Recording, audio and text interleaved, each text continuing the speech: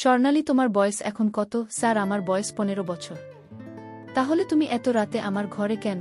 Sir, আমার একটা রুমে ঘুমাতে আমার খুব ভয় হয়। তাই বলে তুমি আমার রুমে একই বিছানায় থাকবে? আমার ঘরে থাকতে তোমার অসুবিধা হবে না? না স্যার, আমার কোনো সমস্যা নাই। আপনি অনুমতি দিলে আপনার রুমে ঘুমাব। না স্বর্ণালী, তুমি তোমার রুমে গিয়ে ঘুমাও। স্বর্ণালী আমার কথা শুনে কান্না করতে শুরু করে দিল। আমি তার কান্না দেখে অবাক হয়ে গেলাম। আমি সোনালীকে বললাম, দেখো, এই বাড়িতে তুমি আর আমি ছাড়া কেউ নেই। একদম খালি বাসা। কেন বুঝছো না? আমরা বড় হয়েছি। তুমি যাও, তোমার রুমে গিয়ে ঘুমাও। তখন স্বর্ণালী আরও জোরে কান্না শুরু করে দিয়েছে। আমি তার কান্না দেখে আমার রুমে থাকতে দিলাম। স্বর্ণালী কাঠে আর আমি সোফাতে ঘুমাতে গেলাম। কিন্তু রাত যখন গভীর হল তখন দেখলাম স্বর্ণালী আমার সোফাতে এসে পড়েছে। আমি ঘুমের ভান করে শুয়েছিলাম। কিন্তু এই রাতে স্বর্ণালী আমার সাথে যা করেছিল তা শুনলে বন্ধুরা তোমরা ঠিক থাকতে পারবে না। তাহলে বাকিটা গল্পতে বলছি। আমার নাম অনিল। আমি কলেজে পড়তাম। আমি পড়াশোনায় খুব ভাল ছিলাম। কিন্তু আমার বাড়ির অবস্থা ততটা ভাল ছিল না। আমাদের পরিবারে শুধু আমি আর আমার মাই ছিলাম। বাবা আমার ছোটবেলাতেই মারা যান। আমার মা লোকেদের কাপড় সেলাই করে অনেক কষ্টে আমাদের সংসার চালাতেন। আমি বুঝতে পারতাম যে মায়ের সাহায্যের প্রয়োজন। তাই একদিন আমি সিদ্ধান্ত নিলাম যে আমি টিউশনি পড়ানো শুরু করব। এই কথাটা যখন আমি আমার স্যারকে জানালাম তখন স্যারের খুব ভাল লেগেছিল। তিনি আমাকে অনেক সাপোর্ট করেছিলেন। তার কারণে আমি টিউশন পেয়ে যাই আর পড়াতে শুরু করি। আমি দুপুর 3টার সময় ফ্রি হয়ে যেতাম। তারপরে বিকেল 4টা বাজলেইসবার বাড়িতে গিয়ে তাদেরকে 1 ঘন্টা করে টিউশনি পড়াতাম। আমার মা খুব খুশি হয়েছিলেন, কারণ এর কারণে আমাদের সংসারের অবস্থা কিছুটা ভালো হয়েছিল। এভাবেই দিন চলতে লাগল। একদিন আমার স্যার আমাকে বলতে লাগল যে, বাবা, আমার একটাই মেয়ে। ক্লাস 10-এ পড়ে, তুমি যদি ওকে পড়াও তাহলে আমার খুব উপকার হয়। স্যারের কথা শুনে আমি খুব অবাক হয়েছিলাম। কেননা তিনি তো নিজে একজন টিচার। তিনি তো নিজের মেয়েকে নিজেই পড়াতে পারেন। কিন্তু স্যার বলতে লাগলেন যে আমার মেয়ে খুব দুষ্টু, আমার কাছে পড়তে চাই না। যদি তুমি আমার মেয়েকে লেখাপড়া করাও তাহলে আমি তোমাকে অনেক টাকা বেতনও দেব। তার কথা শুনে আমি খুশি হয়ে গেলাম, কেননা আমি জানতাম তিনি খুব বড়লোক। তিনি অনলাইনে নিজের একটা বিজনেস চালান, যার কারণে তিনি আমাকে অনেক ভালো টাকা দিতে পারবেন। তাই আমি টিউশন পড়াতে রাজি হয়ে গেলাম। আমি স্যারকে বলে দিলাম যে, ঠিক আছে স্যার, 21 দিনের মধ্যেই আমি আপনাদের বাড়িতে চলে আসব। কিন্তু স্যার বললেন, তুমি আজ থেকে আমার মেয়েকে পড়ানো শুরু করো। যখন আমার কলেজ ছুটি হল তখন আমি স্যারের বাড়িতে চলে গেলাম। তিনি আমাকে ড্রয়িং রুমে বসালেন আর বললেন, আমি এখনই মেয়েকে পাঠিয়ে দিচ্ছি। আমি 23 মিনিট অপেক্ষা করলাম। এরপরে তার মেয়ে যখন ড্রয়িং রুমে এল তখন তাকে দেখে আমি খুব অবাক হয়ে গেলাম, কেননা সে এত সুন্দরী যে আমি নিজের চোখে বিশ্বাস করতে পারছিলাম না। আমার সামনে যে বসে আছে সে কোনো মেয়ে না, যেন কোনো পরী। মেয়েটি আমার সামনে এসে বসে পড়ল। এর আগে আমি মেয়েদের সঙ্গে তেমন একটা কথাও বলিনি। আমি কিছুটা লাজুক টাইপের ছেলে। আমার মা আমার লালন পালন খুব ভালোভাবেই করেছিল। আর আমার কোনো বন্ধু ছিল না। এই কারণে খুব সম্মানের সহিত সেই মেয়ের সঙ্গে কথা বলতে লাগলাম। কিছু সময় ওকে পড়াতাম। তারপরে বললাম যে আজকের জন্য এতটুকু অনেক। এটা বলেই আমি বাড়িতে চলে এলাম। কিন্তু আমার মাথা এখনও ওই মেয়েটার ব্যাপারে চিন্তাভাবনা করছিল। মেয়েটার নাম স্বর্ণালী, অপরূপ সুন্দরী। ওকে দেখে মনে হচ্ছিল না যে দুষ্টু টাইপের হবে। কিছুদিন এভাবে ওকে পড়াতে লাগলাম। এরপর একদিন আমি অবাক হয়ে গেলাম, কেননা আমি কিছু না জানিয়ে স্বর্ণালীদের বাড়িতে চলে গেলাম। সেখানে গিয়ে আমি স্বর্ণালীকে এমন অবস্থায় দেখলাম যে আমি তাড়াতাড়ি করে, কিন্তু যখন আমাকে দেখলে তাড়াতাড়ি করে ভিতরে চলে গেল। কিছু সময় পরে আমার কাছে পড়তে চলে এলো। সে বলল, আমার সামনে টেস্ট পরীক্ষা আছে, আর ওকে বললাম যে এই টেস্টে তোমার খুব ভালো নম্বর পাওয়া উচিত, কেননা আমি তোমাকে খুব ভালোভাবে সবকিছু বুঝিয়ে দিয়েছি। আমার কথা শুনে বলতে লাগল, না স্যার, আমার বায়োলজি খুব কঠিন লাগে। আমি খুব একটা ভালো নম্বর পাব না, কিন্তু পাশ করে যাব। ওর কথা শুনে আমি অবাক হয়ে গেলাম, কিন্তু ওকে বললাম, চলো ঠিক আছে, কিন্তু তুমি যদি ফেল করে যাও তখন কি হবে? তখনও বলতে লাগল, তাহলে স্যার আপনি আমাকে যে কোনো শাস্তি দিতে পারেন। ওর কথা শুনে আমি হাসি দিয়ে বললাম, ঠিক আছে, যদি তুমি ফিল করো তাহলে আমি তোমাকে শাস্তি দেব। এখন আমি অপেক্ষা করতে লাগলাম কবে ও টেস্টে ফেল করে আর আমি ওকে কোনো শাস্তি দিতে পারি। কেননা জানি না, আমার স্বর্ণালীকে রাগাতে খুব ভাল লাগত। তারপর একদিন ভগবান আমার কথা শুনে নিলেন। আরও টেস্টে ফেল হয়ে গেল। আমার মন খুশিতে নাচতে লাগল। কিন্তু আমি কপট রাগ নিজের মুখের উপর ছড়িয়ে স্বর্ণালীকে বলতে লাগলাম, এটা তুমি কি করে ফেলেছ? আমি তোমাকে এত ভালোভাবে পড়িয়েছি, কিন্তু তবু তুমি টেস্টে ফেল করে গেলে। ও বলতে লাগল, স্যার আপনি আমাকে যে শাস্তি দেবেন আমি মাথা পেতে নেব। আপনি আমাকে যা কিছু পড়িয়েছিলেন আমি সব কিছু ভুলে গেছি। কি করব, আমার বায়োলজি খুব কঠিন বলে মনে হয়। ওর সরল মনে আমাকে বলল। আমি তাকে বললাম, তোমাকে আগেই বলেছিলাম, মনে আছে? ও বলতে লাগল, আপনি আমাকে এটাই বলেছিলেন যে আমি যদি টেস্ট ভালোভাবে না দিই আর ফেল করি তাহলে আপনি আমাকে শাস্তি দেবেন। আমি ওকে বললাম, ঠিক আছে, তাহলে তোমার কি শাস্তি চাই? ও বলতে লাগল, আপনি আমাকে যে শাস্তি দেবেন। আমি একজন দিকে তাকালাম। আমরা দুজন ছাড়া এখানে কেউ নেই। আমার সাথে এত সুন্দরী মেয়ে ছিল আর তার সৌন্দর্যতা দেখে আমার মন বিগড়তে লাগল। অদ্ভুত অদ্ভুত চিন্তা আমার মাথায় আসছিল, যেন আমার উপরে শয়তান ভর করেছে। আমি ওকে আস্তে করে বললাম, ঠিক, তুই এদিকে আসো, আমি তোমাকে শাস্তি দিতে চাই। স্বর্ণালী খুবই সরল মনে আমার কথা মেনে নিল। আমার পাশে এসে বসে পড়ল। আমি ওকে জিজ্ঞেস করলাম, তোমার বয়স এখন কত? ও বলতে লাগলো যে আমার বয়স 15 বছর। স্বর্ণালী 15 বছরের আর আমি 21 বছরের। আমি ওকে বললাম, আমি তোমাকে যে শাস্তি দেব তুমি কি তোমার বাড়ির লোককে সেই শাস্তির কথা বলে দেবে? ও বলতে লাগলো, না স্যার, আমি আমার শাস্তির কথা কেন বলবো? যদি এটা বাবাকে বলি তাহলে বাবা তো আমার উপর আরও রেগে যাবে। কেননা আপনার পড়ানোর পরেও আমি আমার পড়ার দিকে ধ্যান দিতে পারিনি। আমি চুপ করে রইলাম। আমার মাথায় বাজে চিন্তা আসছিল, কিন্তু আমার মনে এটা করতে আমাকে নিষেধ করেছিল। কোথাও না কোথাও আমার মায়ের দেওয়া শিক্ষা আর সমাজ সংস্কার আমাকে থামিয়ে দিয়েছিল। এই কারণে আমি সিদ্ধান্ত নিয়ে ওকে বললাম যে না, আমি আজকে তোমাকে সাজা দেবে না, কিন্তু এর পরে যদি তুমি কখনো কোনো পরীক্ষা এরকম কোনো ভুল করো আর ফেল করে যাও তাহলে আমি তোমাকে নিশ্চয়ই শাস্তি দেব। আজকের মতো তোমাকে মাফ করে দিলাম। এই কথা শুনে ও খুব খুশি হয়ে গেল আর আমি আবার ওকে লেখাপড়া করতে লাগলাম। একদিন আমি কলেজ থেকে ফিরছিলাম, তখন রাস্তায় স্যারের সঙ্গে আমার দেখা হলে তিনি আমার কাছে এসে আমাকে বলতে লাগলেন, তোমার সঙ্গে আমার কিছু কথা আছে।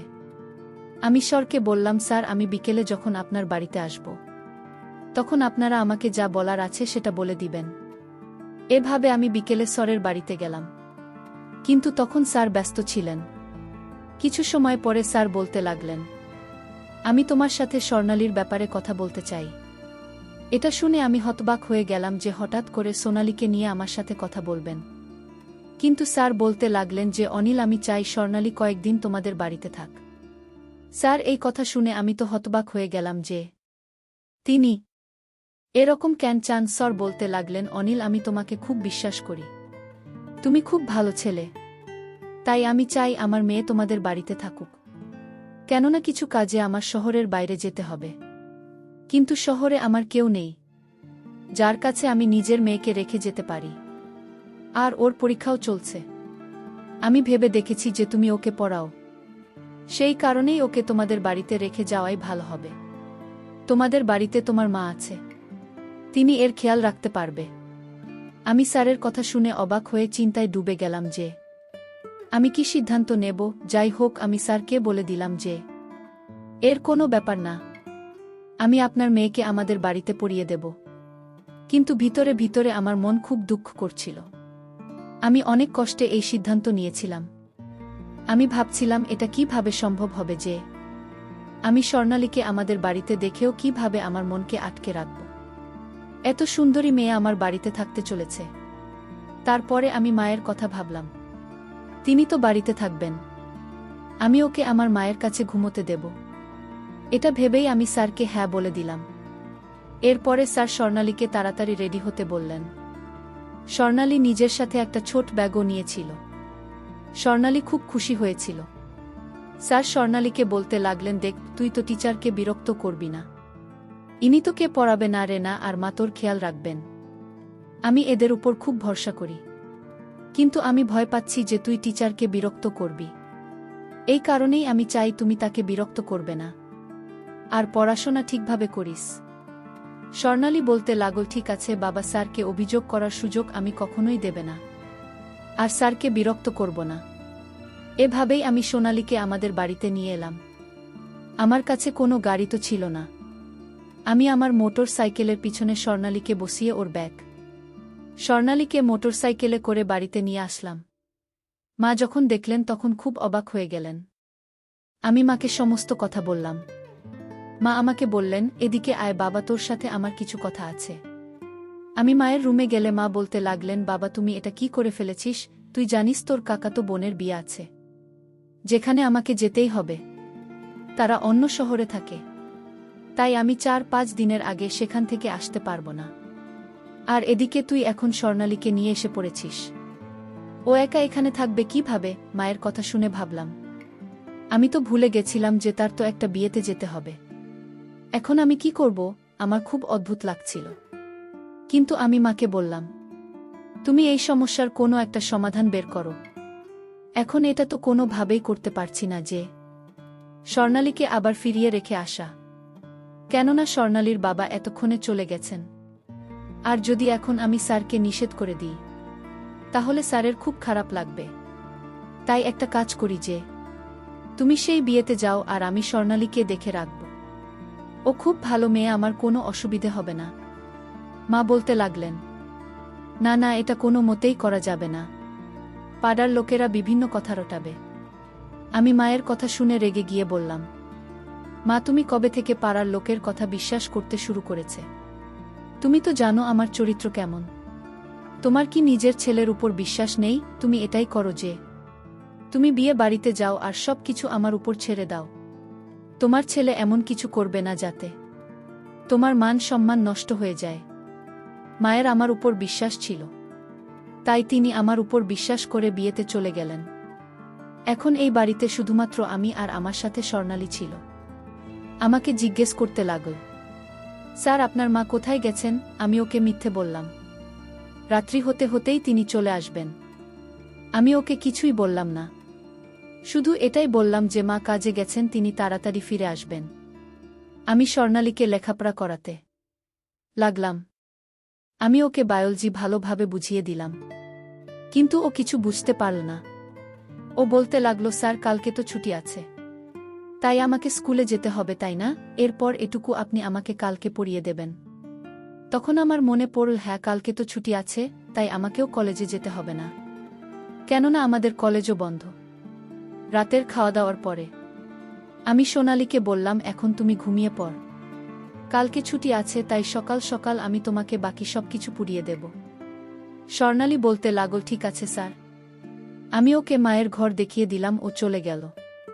কিন্তু হঠাৎই ও বলতে লাগল, স্যার আপনার মা তো এখনো এলেন না। তিনি কোথায় আছেন? আমি অনেক বাহানা বানিয়ে বলে দিলাম যে মা রাতে এসে পড়বেন, তিনিই কাছে গেছেন, খুব তাড়াতাড়ি ফিরে আসবেন। ও আমার কথা বিশ্বাস করেনি, কিন্তু ভিতরে ভিতরে আমি অস্থির ছিলাম। আমার এখন মনে হচ্ছে যে আমার এরকম করা উচিত হয়নি।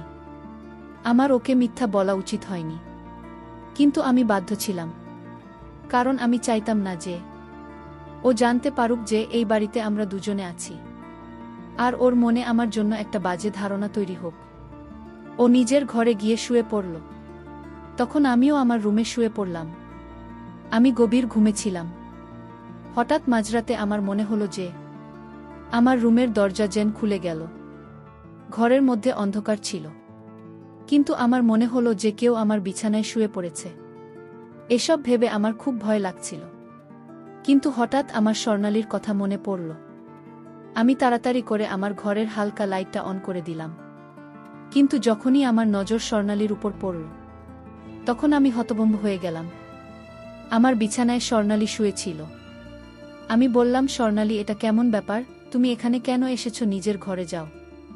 ও বলতে লাগলো, স্যার খারাপ কিছু মনে করবেন না, কিন্তু আমার অন্ধকার আর একা ঘুমানোর অভ্যাস নেই। আমি কখনো একলা ঘুমাইনি। আমি বাবার ঘরে ঘুমাই। আমার যদি ভুল না হয় তাহলে আমি এটাও জানি যে এই বাড়িতে আমি আর আপনি ছাড়া আর কেউ নেই। আমি কি করব? আমার একলা ঘরে ভয় করে। আমি একা ঘুমোতে পারি না।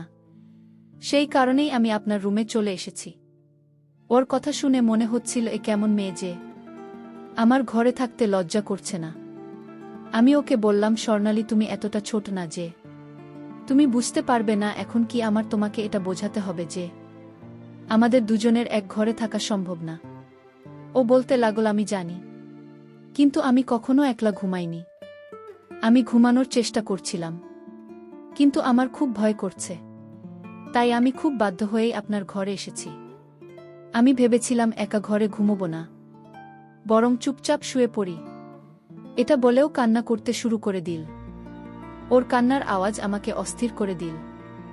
আমি বললাম, আচ্ছা চুপ করো, আমি কোনো উপায় বের করতে চেষ্টা করছি। কিন্তু আমি কোনো উপায় দেখতে পাচ্ছিলাম না। তাই আমি সিদ্ধান্ত নিলাম আর একটা কম্বল বের করে ওর শোয়ার জায়গা আমার বিছানা থেকে কিছুটা সাইডে মেঝেতে করে দিলাম। ওকে বললাম যে তুমি এখানে ঘুমাও, আর আমি বেডে ঘুমিয়ে পড়েছি। তারপর গভীর রাতে আমি যখন ঘুমানোর চেষ্টা করছিলাম, তখন আমার কিছুতেই ঘুম আসছিল না। আমি ঘুমের ভান করে শুয়েছিলাম। মাঝরাতে হঠাৎ দেখলাম স্বর্ণালী আমার সোফায় চলে আসছে। আমি কিছুই বললাম না। সে ভাবছে আমি হয়তো ঘুমিয়ে আছি, কিন্তু আমি ঘুমাইনি। স্বর্ণালী তখন আমার সাথে এমন করেছিল যেটা আমি কোনোদিন ভাবতেই পারিনি। একটা 15 বছরের মেয়ে তার নিজের সম্মানটা নষ্ট করে দিল। আমার তখন হুঁশ ছিল না, কারণ জীবনের প্রথম আমি কারো সাথে এমন আচরণ করেছি। এরপর থেকে আমি স্বর্ণালীকে ভুলতে পারছি না। আমি স্বর্ণালীকে অনেক ভালোবেসে ফেলেছি। বিয়ের আগেই তার সাথে আমার